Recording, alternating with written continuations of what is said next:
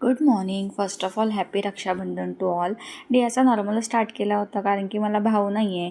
तर माझा असा विचार होता की मी देवळात जाईल किंवा माझ्या आहोंनाच राखी बांधेन. पण सडनली मला माझ्या भाऊजींनी कॉल केला मॉर्निंगला, जो अनएक्सपेक्टेड होता. त्यांच्या कॉलवर केला होता, मी उचलला. मला त्यांनी सडनली बोलले हॅपी रक्षाबंधन वहिनी. मी म्हटलं हाय तरी हो. मला बोलले मी पंकज बोलतो आहे. तर मला खूप स्पेशल फील झालं. म्हटलं चला, मोठा नाही तर छोटा भाऊ तरी आहे. मग मला असं वाटलं की नाही, आपण सेलिब्रेट केलं पाहिजे. दिवसापासून असं काही हे नव्हतं की करायचंच आहे म्हणून. पण त्यांचा कॉल आल्यानंतर मी खूप एक्सायटेड झाली आणि जरा बाहेर निघालो.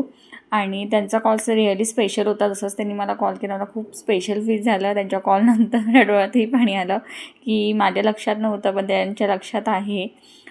तर मग घरी येऊन असा काही माझा रक्षाबंधनचा लूक होता. जर मी रेडी झालेली त्याच्यानंतर मी ताट रेडी केलं रक्षाबंधनसाठी. मस्त स्वीट्स वगैरे, दिवा वगैरे पेटवला, हळद कुंकू वगैरे, तांदूळ वगैरे ठेवले. त्यांच्यासाठी मी खीरही बनवली होती.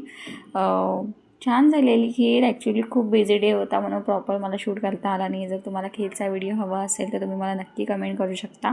मी सविस्तर रेसिपी देईल त्याच्यावरती. मग असं आम्ही काही रक्षाबंधन सेलिब्रेट केलं. Thank you for watching.